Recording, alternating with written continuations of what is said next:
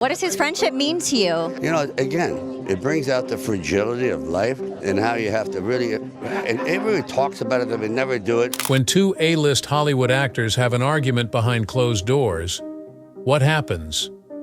Even though Sylvester Stallone and Bruce Willis had iconic on-screen moments, the public learned about their private conflict. When Stallone tweeted that Willis was lazy and greedy, the tension was at its highest. What transpired between the two legends was a mystery to fans for a long time. At last, Stallone is coming clean. Sylvester Stallone was born and raised in Hell's Kitchen, one of New York City's worst districts. His extraordinary birth on July 6, 1946, was a shock to everyone. Forceps were unintentionally used to cut a facial nerve during his delivery due to problems. The characteristic slurred speech, drooping lip, and partial facial paralysis that would come to characterize Stallone were all results of this gaffe. But because of his peculiarities, he was a target when he was a youngster. He was the target of persistent name-calling, physical abuse, and insults on his IQ. "Tell your parents what you want to do is be an actor," he pointed out. His brain was once labeled as inactive, which was a devastating designation for a young child attempting to find his place in the world. Did they say, "Get a real job," or something like that? Well, that's the line. Stallone had a tumultuous childhood. His life was thrown into disarray when his parents, Frank and Jackie Stallone, separated when he was 11 years old. His father lived in Maryland, and his mother had remarried in Philadelphia, so he was passed around between them. Stallone often behaved out because he lacked a real feeling of home due to his volatility. He had a record 14 expulsions by the time he was 15 years old due to his out-of-control conduct. A number of his teachers gave up on him, and one even went so far as to vote him most likely to end up in the electric chair. This harsh verdict betrayed the direction his life was taking at the time. It seems like Sylvester Stallone's life was going nowhere when he was 19 years old. Because of his academic struggles and other ongoing obstacles, he had no idea what the future held for him. September 1965, though, was the turning point. The American College of Switzerland was a little institution encircled by the breathtaking Swiss Alps, and Stallone ended himself there. He would become a Hollywood icon in the future, and this new atmosphere would be the defining moment in his life. Acting was Stallone's calling from birth in Switzerland.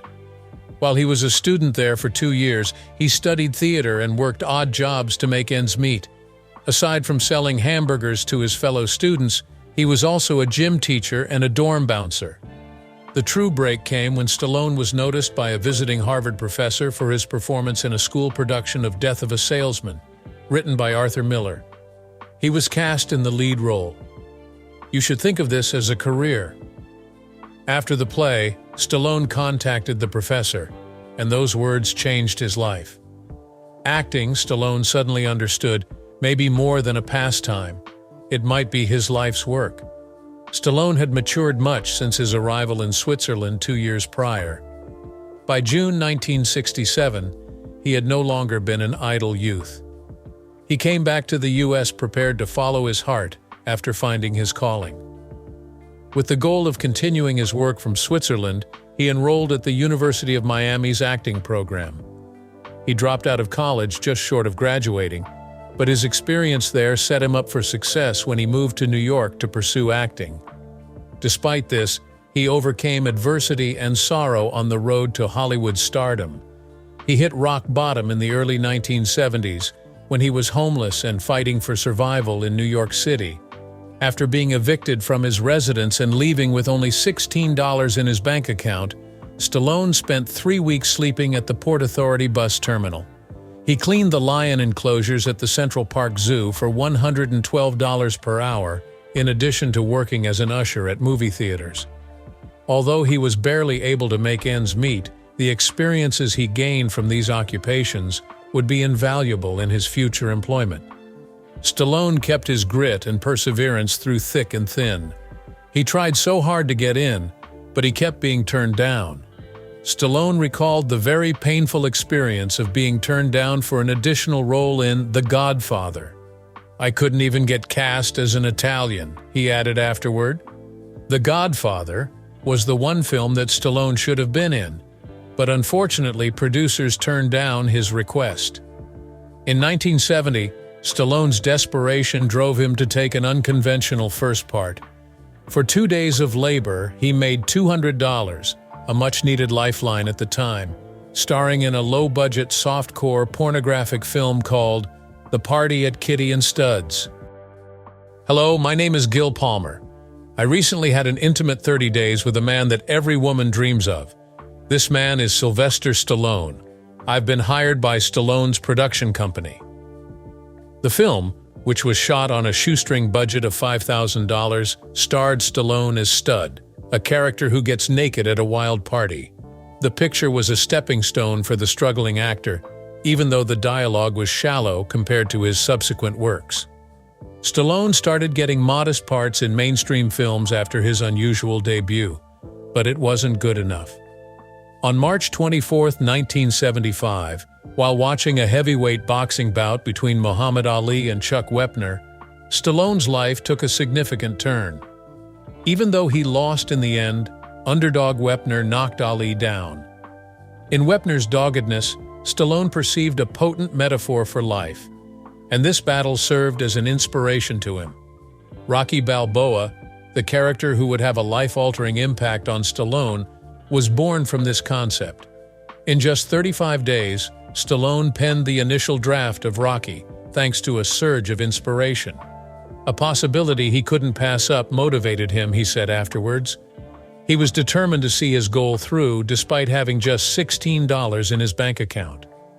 Considering Stallone's financial difficulties, the immediate interest from producers in the script, with offers of up to $350,000, was a fortune for him. The only catch was that Stallone was adamant on starring. Even though he received a substantial offer, he insisted on being cast as Rocky Balboa before selling the screenplay. Stallone was ultimately cast after producers Robert Chartoff and Irwin Winkler made concessions. With the film's budget down to just $1 million, Stallone would receive a meager $35,000 for his screenplay and performing. Everyone engaged was taking a major risk, but it would turn out to be a move that altered the course of Hollywood history. Those were hardly the last difficulties.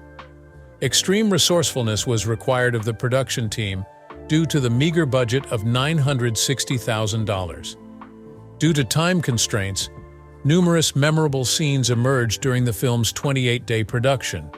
For instance, because to budget constraints, the scene in which Rocky and Adrian jog beside each other was improvised at the ice skating rink. Unexpectedly, Rocky became a phenomenon upon its December 3, 1976, theatrical release. At $225 million, it surpassed all other films that had opened that year. The moving plot and Stallone's commanding presence resonated with viewers. Reviewers lauded the picture for its authenticity and unfiltered feelings. On March 28, 1977, during the 49th Academy Awards, Rocky was at its most successful. Best Picture, Best Director, and Best Original Screenplay were among the 10 Oscar nominations for the picture. Despite opposition from critically praised films like as All the President's Men and Taxi Driver, the underdog Rocky managed to snag 3 Oscars, including Best Picture. Stallone became just the third person in history, behind Charlie Chaplin and Orson Welles, to get Best Original Screenplay and Best Actor nominations for the same film when he was only 30 years old. One of the longest-running film franchises ever was Rocky, thanks to its massive success. 6 straight sequels and 2 spin-off films have been added to the Creed franchise over the course of nearly half a century. The sequels Rocky II, 1979, and Rocky III, 1982, did a good job of continuing the series' legacy by giving Rocky more trials and delving further into the themes of perseverance and determination. The character's journey was further developed in these flicks, which captivated spectators. When the series continued with Rocky IV, 1985, it became the highest-grossing installment, earning $300 million globally. The plot, which included Rocky versus Soviet fighter Ivan Drago, drew on the Cold War tensions of the 1980s and caused the film to become a cultural phenomenon. It was critically panned, yet it's still one of the series' most recognizable features. But Rocky V, 1990, was the lowest point in the franchise. Viewers were unmoved by the film's shift in tone toward Rocky's financial woes and his guidance of a new boxer. It failed to achieve any success at the box office because it deviated too far from the formula that had worked for the previous pictures. Some viewers even assumed Rocky's saga had come to a close because of how many fans believed the show had strayed from its original intent. Risk-taking, innovation, and dogged persistence have molded Stallone's career, which has been marked by both spectacular peaks and difficult valleys. John Rambo, the protagonist of First Blood, one of his most renowned performances, was almost scrapped. Even with Stallone's rejection, 8 other actors were considered. The film was a flop in Stallone's mind even after production wrapped. His cringe-worthy words and lengthy, uncomfortable sequences of sprinting through the woods made up the initial 3-hour edit. Even Stallone considered purchasing the film with the intention of destroying it. His alternative was to propose omitting the majority of his speech. In an effort to save the film, this concept transformed Rambo into the husky, dramatic figure that audiences adore now. With its $125 million global gross, the picture launched a franchise and catapulted Stallone to superstardom. After this triumph, Stallone shifted his attention. The power of action movies to connect with people worldwide dawned on him. He made a name for himself by developing non-verbal characters who relied on visual cues rather than spoken. As a result, he became an international superstar, succeeding Steve McQueen and other legendary action actors. Following Rambo, Stallone continued to challenge himself with films such as Cliffhanger, 1993. He portrayed a mountain rescue ranger in this film who fought off bandits in the Rocky Mountains. One of the most costly stunts ever shot was a guy jumping 15,000 feet in the air from one plane to another for the film. An entire $1 million went into the stunt. The film overcame enormous obstacles to earn $255 million globally and become a smashing success. In the future action comedy Demolition Man, Stallone co-starred with Sandra Bullock and Wesley Snipes, and the film was a commercial hit. Earning $159 million, the picture had a blend of action and comedy. But action was only one of Stallone's strengths. In the tiny town sheriff's role in Copland, he was deaf. He put on 40 pounds and brought out his theatrical side for the part. He proved he could handle roles that weren't action-packed by receiving rave reviews for his performance. But Stallone had a rough go of it in the aughts and aughts. Judge Dredd, Get Carter, and Driven were critical and commercial failures. Stallone took a hiatus from acting for a while after a string of financially unsuccessful films. Around this period, he was also unsuccessful in starting a nightclub and a restaurant. Despite receiving negative feedback as a result of these disappointments, Stallone persisted. The 2006 installment of the Rocky series, Rocky Balboa, marked his triumphant return to the big screen. In addition to writing, directing, and starring in the film, Stallone is 60 years old. It was a smashing success with audiences, grossing $155 million globally. Bruce Willis and Sylvester Stallone were pals since the late 80s, when both were at the top of their action movie game.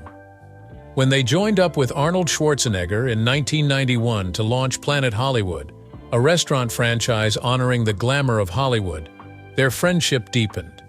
They strengthened their off-screen bond and hinted at potential future collaborations with this commercial effort, which was more than simply a project. With Willis's small cameo in Stallone's 1996 film Copland, fans of both stars began to dream about a huge picture starring them together. Though his part was minor, it stoked rumors of a full-length film starring the two action legends. With The Expendables franchise, the long-awaited partnership finally materialized. With the help of fellow action movie greats like Willis and Schwarzenegger, Stallone created the series as an homage to the 80s and 90s. Willis portrayed the role of Mr. Church, a shadowy CIA agent who recruits Stallone's squad for a perilous assignment. Even though he just had a cameo in the 2010 picture, that sequence became memorable all by itself. Stallone revealed afterwards that the complicated church scenario with Willis, Schwarzenegger, and himself took 7 hours to film. The Expendables 2 Inches, 2012, saw Willis's return, this time in a more substantial capacity. Joining Stallone in action sequences, his character only made an appearance for 15 minutes. With reviewers applauding Schwarzenegger and Willis for their greater parts, the picture was a worldwide smash, earning $315 million. This was the pinnacle of action movie reunions in the eyes of the fans. The 2013 pre-production of The Expendables 3 Inches was when things really started to change. Despite receiving an offer of $3 million for 4 days of on-location work in Bulgaria, Willis insisted on a daily rate of $4 million. This demand added fuel to the fire, as the film's budget was already $100 million, more than the previous episodes. Willis was given a 72-hour deadline by Stallone and the producers to accept the initial offer. His refusal led them to the decision to choose a replacement. On August 6, 2013, the consequences were shockingly made public. In a straight and unfiltered tweet, Stallone said, "Willis out, Harrison Ford in, great news, been waiting years for this." He then went on to say, "Greedy and lazy, a sure formula for career failure." Although he didn't specifically mention Willis, his criticism was obvious. Pros and fans alike were taken aback. In a matter of hours, the tweets went viral, receiving thousands of retweets and quickly becoming one of the year's most talked-about Hollywood feuds.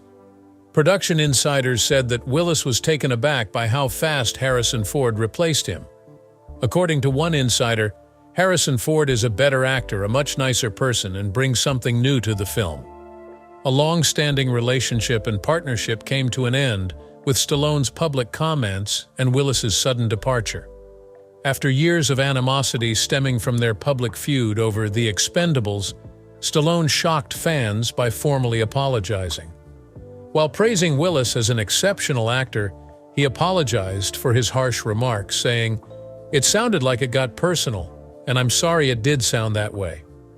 He also acknowledged Willis's skill and the enormous success of his films. A fresh chapter was opened in their relationship with this apology. Stallone further cemented the reconciliation on September 17, 2019, when he shared an Instagram selfie with Willis. "Made up with Bruce, a stand-up guy, my mistake." He captioned the photo and it went viral, receiving over 500,000 likes in that time. The two action stars mending fences were met with fan joy as they rekindled their friendship, transforming their conflict into a heartwarming display of unity. Unfortunately, tragic news quickly overshadowed their reunion. A diagnosis of aphasia, a cognitive condition that hinders communication, led Bruce Willis's family to announce his retirement from acting on March 30, 2022. Willis was one of Hollywood's most beloved action actors for 4 decades, yet the revelation rocked the globe. Looking back, it was clear that his health was deteriorating. On recent film shoots, his co-workers voiced their worries about his difficulties. People remembered that he had trouble with physical situations and that he had trouble memorizing lines. Mike Burns, who directed Out of Death in 2020 alongside Bruce Willis, revealed that the first day of production made it obvious that something was off. To make room for Willis's condition, Burns was requested to cut his lines. There was a hole in Hollywood when Willis retired. From Die Hard to The Sixth Sense, he has appeared in over 100 films, solidifying his reputation as an iconic and adaptable actor.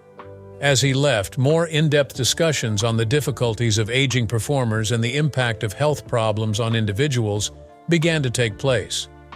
Providing an insight into his friend's present life, Stallone revealed Willis's health in November 2022. He spoke movingly on how the incident had impacted him in an interview. "Bruce is going through some really difficult times," Stallone confessed, "so he's been sort of incommunicado. That kills me, it's so sad." This person's statements portrayed the tragic impact of aphasia on Willis and his loved ones. It was obvious that Stallone was burdened by the fact that he couldn't maintain contact with his long-lost acquaintance. Despite the sadness, this update showed how far they had gone as a couple. The severity of Willis's health rendered the battle over movie contracts moot. The lasting tie between the two actors was brought to light by Stallone's anguish, which served as a reminder to viewers that certain friendships go beyond celebrity and prior conflicts. In the face of the unpredictability of life's obstacles, it was a moving reminder to treasure connections while we still have the chance.